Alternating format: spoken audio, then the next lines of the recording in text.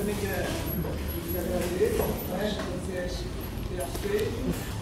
É tua casa? Essa também é minha casa. É sua também? Então tá bom. Eu sou da 4ª turma de pedagogia, você não tinha nascido ainda.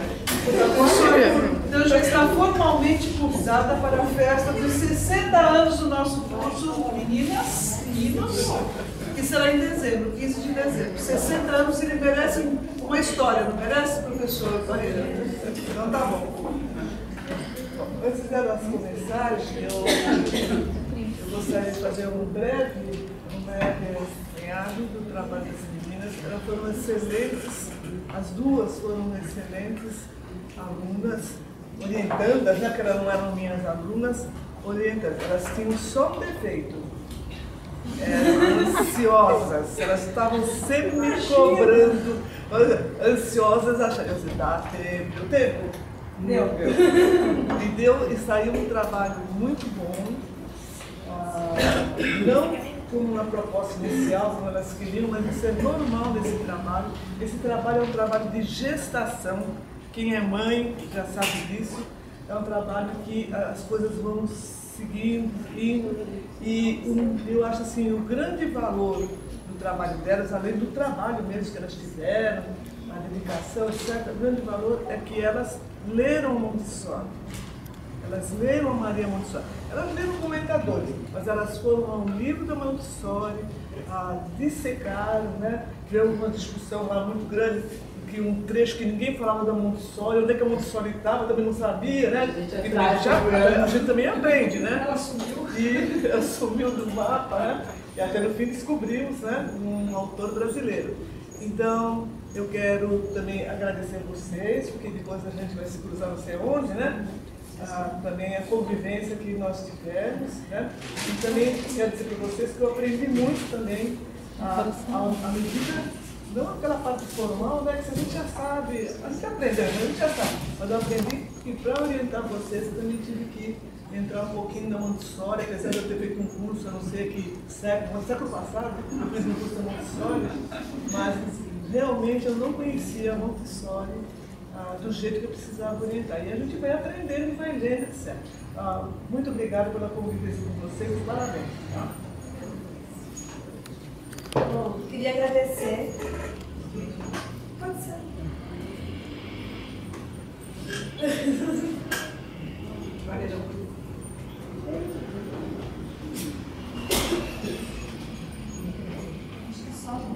Boa noite. Eu queria agradecer a presença da professora Marli por ter aceitado ser nossa banca e agradecer a paciência da professora Cida e a dedicação, que foram encontros semanais. A gente não faltou uma semana durante o ano inteiro. Foi puxado, mas estamos aqui hoje muito orgulhosos do nosso trabalho, que a gente conseguiu fazer, e espero que todos vocês consigam aproveitar bastante. E aprender, né? Bom, o nosso trabalho vai falar sobre a educação da criança na visão de Maria Montessori e um pouquinho dos métodos que ela desenvolveu. Durante a nossa experiência na Escola de Educação Infantil, notamos a necessidade das crianças serem mais autônomas. Das crianças, elas tinham uma dependência muito grande a gente notava uma dependência muito grande do adulto para coisas simples. Amarrar o cadarço, ir ao banheiro, limpar algo que eles mesmos sujaram, recolher coisas que caíram no chão. Tudo era muito difícil e a gente achou isso estranho, porque a Miriam recordou, né, da época que ela estava na escola e de alguns colegas dela, filho de amigos, e a gente via que não era tão normal essa dependência, que a criança poderia ser mais autônoma.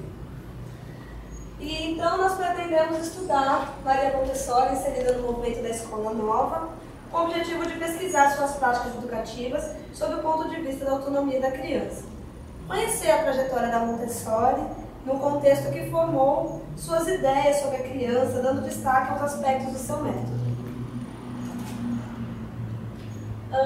Ano passado, quando o professor Barreira, que está ali presente, nos pediu para fazer o projeto do TCC, nós tínhamos que criar uma questão-problema para desenvolver o trabalho, como muitas aqui.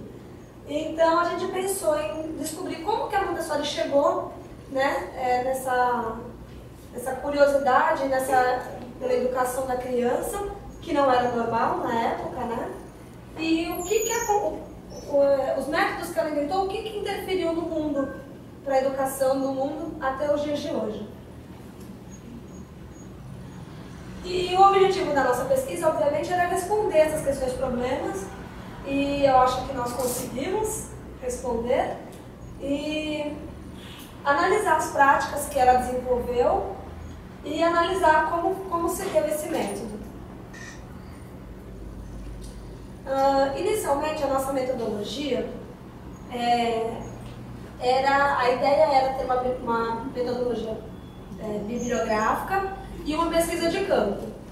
Porém, a pesquisa de campo não foi possível, porque a escola montessoriana, totalmente montessoriana, que aceitou uma visita, ela era em São Paulo. E ficou inviável, porque a Miriam trabalhava, nós tínhamos tudo aqui em Santos, ficou inviável da gente conseguir subir e fazer a visita de campo.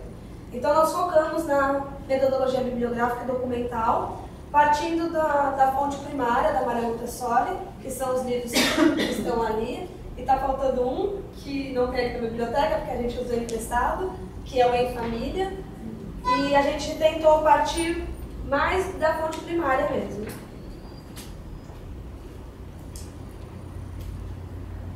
Bom, o nosso trabalho está dividido em 4 capítulos. No primeiro capítulo, o contexto histórico universal no final do século XIX e as primeiras décadas do século XX. No final do século XVIII, surgem na Europa os primeiros movimentos da Revolução Industrial e mais tarde na América. Nesse momento, ocorrem também mudanças na vida do cidadão. Muitos migram para a cidade em busca de novas oportunidades, como o trabalho nas grandes indústrias. Com o nascer da organização social, exige também responsabilidade social, cívica e política, exigindo direitos e reconhecimentos. Pedagogicamente falando, surgiu uma nova visão, o desenvolvimento da educação e o começo da educação para todos, ou seja, para a massa e para a elite. Com tudo isso acontecendo, no século XIX, a educação já estava ligada aos acontecimentos políticos sociais em relação aos anos anteriores. E então, nasce a necessidade de cuidar dessa educação para todos. Embora os países tinham visões diferentes em relação à educação pública, todos concordavam que a escola primária tinha que ser gratuita e obrigatória. Com a evolução da ciência, trazendo o progresso do desenvolvimento industrial, exige-se também mais escolaridade entre os povos, tanto para a elite quanto para a massa. Dessa forma, o progresso da ciência chega à educação ao final do século XIX e o início do século XX, com grandes transformações e uma nova concepção da criança. E essa transformação vem com Pestalozzi, né, que foi um grande fundador da Escola para Todos.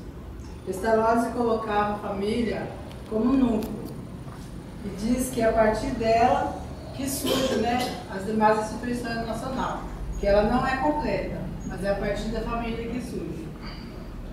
Na escola fundada por Pestalozzi, a criança desenvolvia o intelectual e a vida prática, que para ele não havia conhecimento científico, senão a prática. Né? Os dois tinham que seguir juntos. Freud, por sua vez, diz que o reconhecimento do desenvolvimento da criança se faz necessário, porque é nos primeiros anos de vida que a criança toma suas decisões, né? Assim, suas ideias se baseiam que a educação deve ser natural, de um desenvolvimento verdadeiro e espontâneo pela criança. Que a atividade construtiva se faz essencial para o crescimento físico, mental e moral da criança. Freud também é considerado como um dos seguidores de Pestalozzi. Herbert, para Herbert, o essencial para o crescimento é que a criança consiga a liberdade no seu interior, que seja um ser autônomo, com autocontrole interno, para que a educação fundamenta-se e conhecimento da psicologia. A partir de então, os métodos pedagógicos passam a inspirar a aquisição da psicologia. Bom, no capítulo 2, a educação nova e seus métodos. A escola nova foi um movimento de renovação do ensino na Europa e nos Estados Unidos, no século XIX, e ganhou força no decorrer dos anos. Embora vinham outros pensadores que não apoiavam a ideia da renovação educacional, lembrando que grandes pensadores deixaram suas marcas para a educação. O movimento da escola nova passou por 4 fases. A primeira, a criação de novas escolas. A segunda, a formulação de novas ideias. A terceira, a criação e publicação dos novos métodos. E a quarta, oficialização das ideias publicadas. No capítulo 3, a gente estuda a vida e a trajetória de Maria Montessori, né? Maria Montessori nasceu em 31 de agosto de 1870, foi a primeira mulher, né, a cursar medicina na Universidade de Roma, após sua conclusão.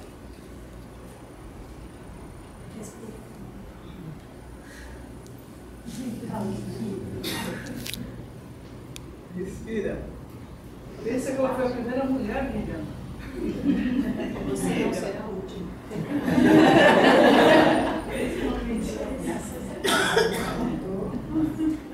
Bom, ela foi a primeira mulher a se formar em medicina e dedicou esse trabalho para as crianças anormais, como se dizia na época.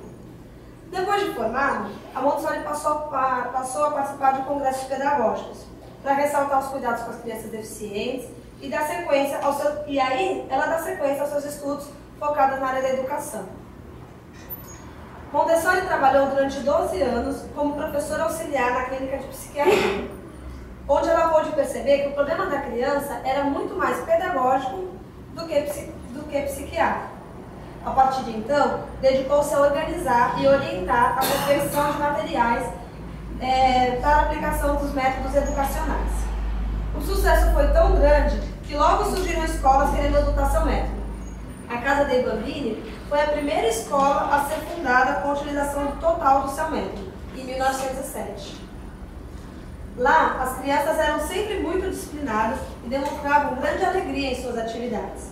Nesse mesmo ano, Montessori recebe um convite para organizar um curso sobre seus métodos para os mestres de Roma.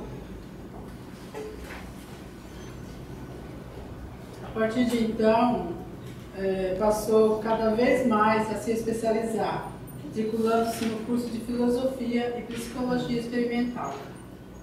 Em 1931, suas escolas foram fechadas, por ela não concordar em ser subordinada ao governo fascista. Também por causa disso, Montessori foi exilada e passou a percorrer vários países, né? E por onde ela percorreu, ela deixou a marca dela, porque ela foi divulgando todo o trabalho dela e abranjando mais sucesso do que ela já tinha na Itália. Passado o regime fascista, Montessori retorna à Itália e faz-se presente naquele que seria sua última aparição em público, que era no Congresso, que era reabrir, né, em 1951, o Congresso Internacional de Londres. O quarto capítulo foi onde nós focamos mais na metodologia e no que ela criou.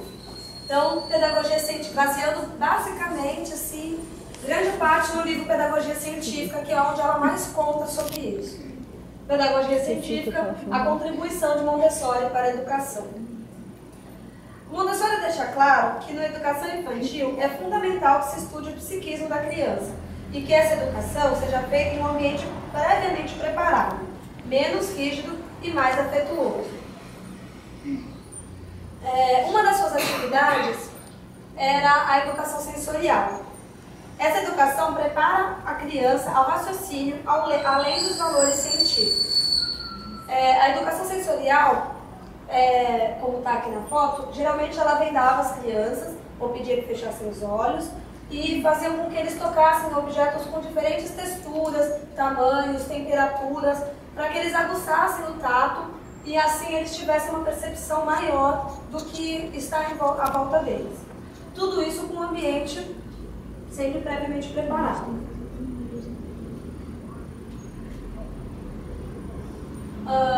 O ambiente preparado favorece a aprendizagem, permitindo à criança revelar o seu potencial. A Maria Montessori frisou muito nos seus livros que o ambiente previamente preparado é tão importante quanto o profissional que lida com as crianças, o professor. Então não adianta a gente ter uma ótima formação pedagógica e não ter um ambiente adequado para a criança, para que a criança se sinta confortável e num ambiente afetuoso. Então, ela deixava a sala de aula, que hoje nós conhecemos, né? Toda escola infantil que a gente entra, tem aqueles móveis pequenininhos do tamanho da criança, que às vezes as professoras até reclamam, ai, eu não caibo nessa cadeira, que coisa. Mas aí isso partiu da Montessori, e muitas vezes as escolas nem sabem que isso é dela, né? Porque ela entrou a primeira vez num galpão para dar aula para 40 crianças de idades diversas, entre 3 e 6 anos de idade, e era um galpão e tinha móveis de escritórios no galpão. E escritório não é lugar para criança, né? Então ela não achou aquilo nada agradável, então ela começou a serrar as cadeiras, serrar as mesas, modificar os móveis, adaptando para o tamanho das crianças que ela iria receber.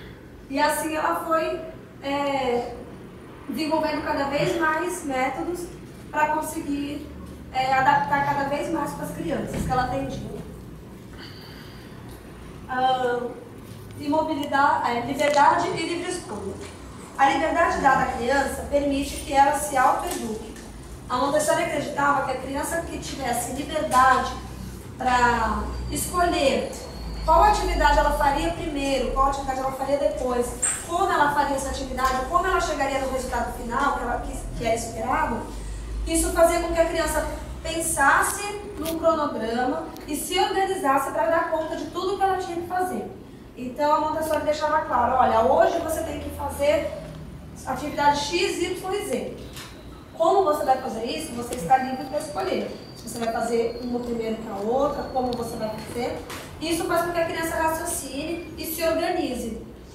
Porque a gente vê que muitos adultos hoje em dia não têm essa organização. Precisam sempre de uma ajuda, estão sempre correndo, não tem, né? Isso é a falta da educação na primeira infância. A imobilidade e o silêncio. O exercício do silêncio foi o que mais me surpreendeu. Porque assim como era inicialmente, eu também não acreditava que era possível fazer as crianças ficarem assim, quietinhas, por livre e espontânea vontade.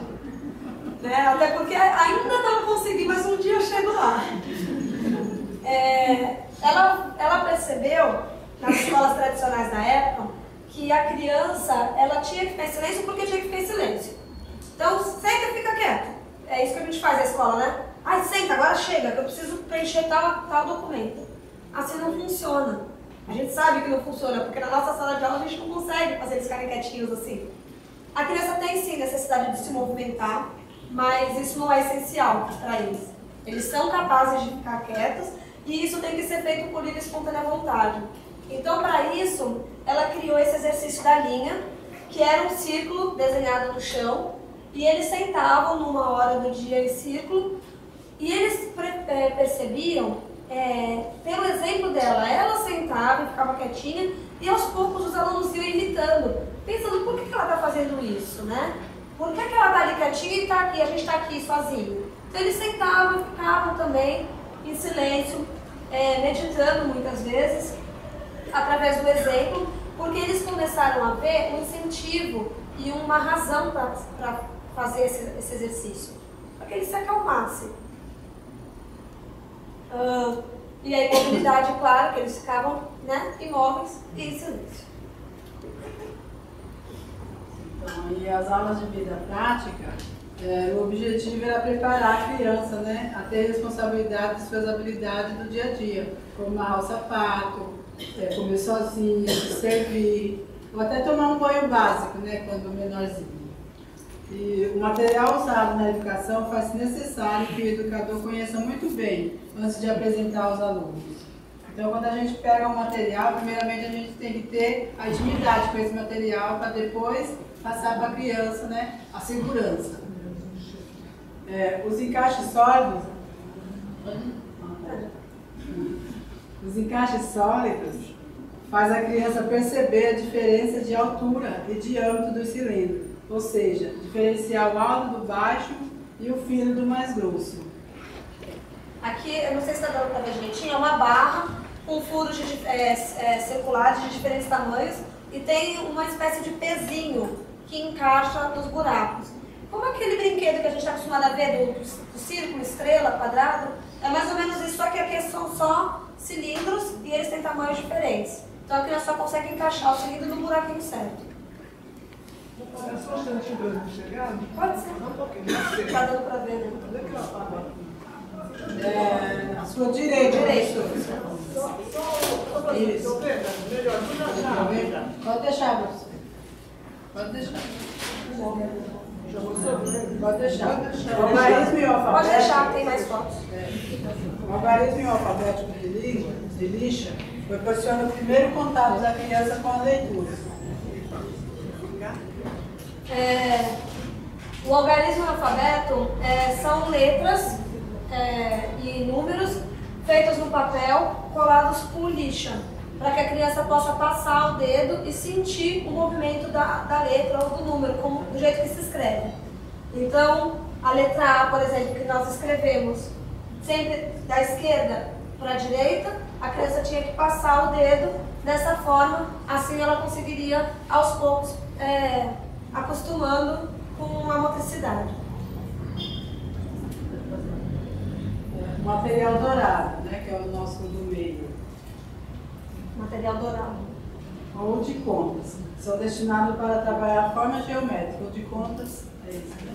Não, esse aqui é porque o material das contas era um material dourado mais rústico.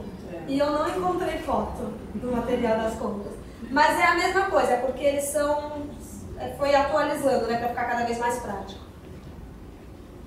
Eles agem assim como os objetos móveis que se podem combinar. A serpente, que o garoto está ali do lado, é semelhante ao material dourado, utilizando também no desenvolvimento da matemática com a criança. Aqui tem as barras de cálculo, que é porque esses aqui são materiais todos usados na matemática. Acho que a professora Maria está até gostando, porque ela gosta muito de matemática e ela é professora dessa área. Bom, o material dourado, para quem não conhece, tem um cubo que vale 1 milhar, são as unidades, são quadradinhos que vale unidade, a dezena, que são barrinhas com 10 quadradinhos, a centena, que é uma placa com 100 quadradinhos colados, e o cubo representando 1 milhar. A serpente é na mesma ideia, só que ela vai só até o 10, e seriam só as dezenas, né, na verdade, só que cada uma com uma unidade. Eram miçangas dentro de um arame.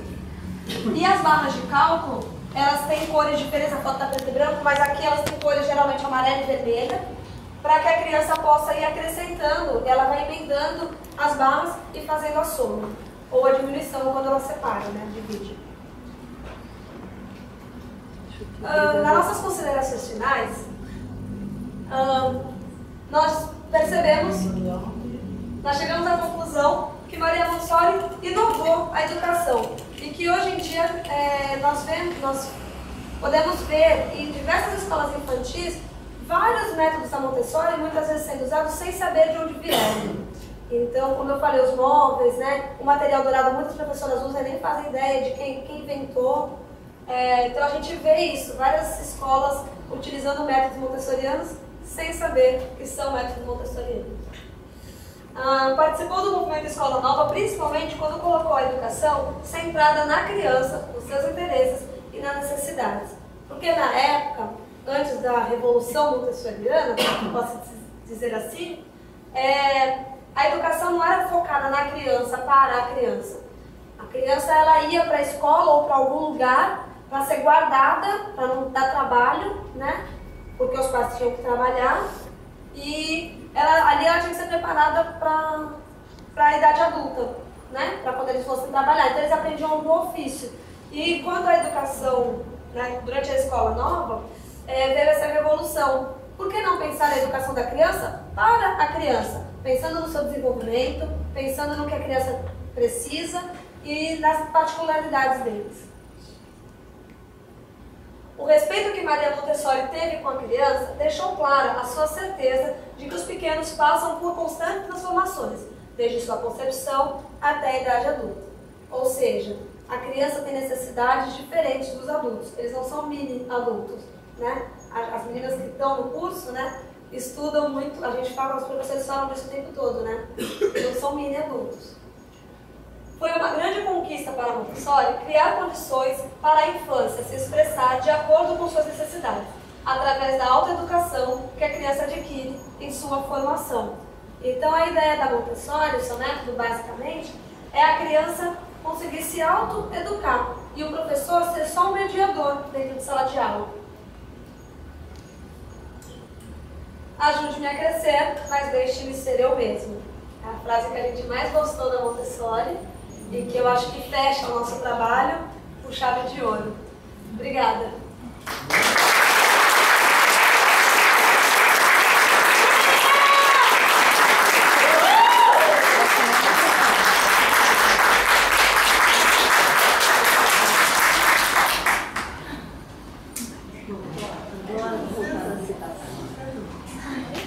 Vocês querem não ter uma mesinha especial? Senta aqui.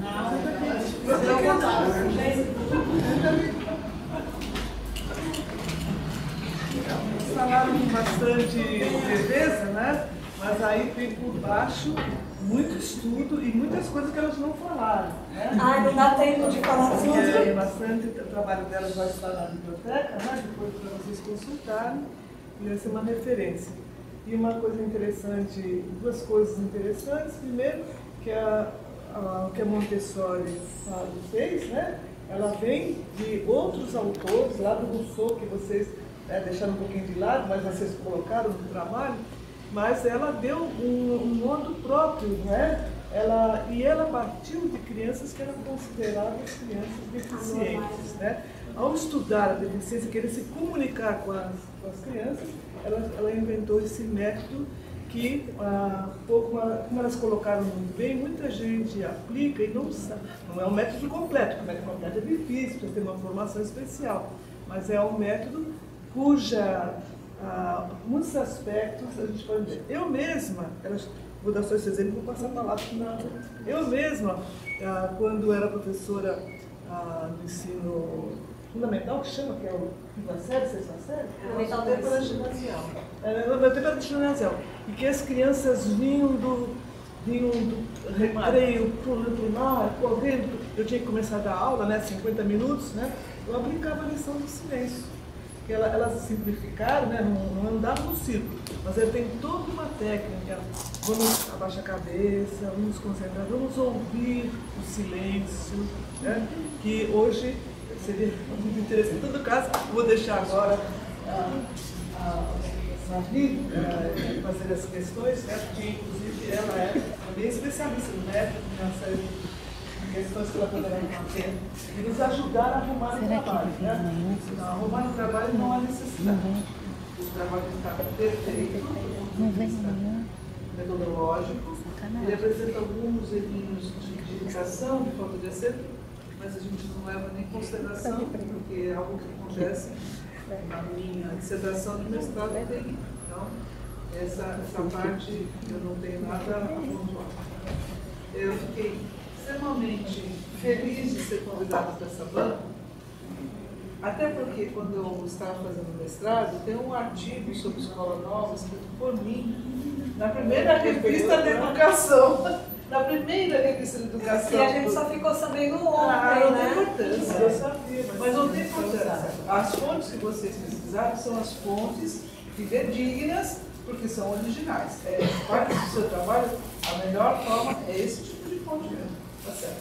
Mas eu fiquei muito feliz de nós transitarmos no mesmo conteúdo, digamos assim, né? Escola nova. Eu sou apaixonada pela escola nova, eu acho que a grande revolução do ensino se deu pela escola nova.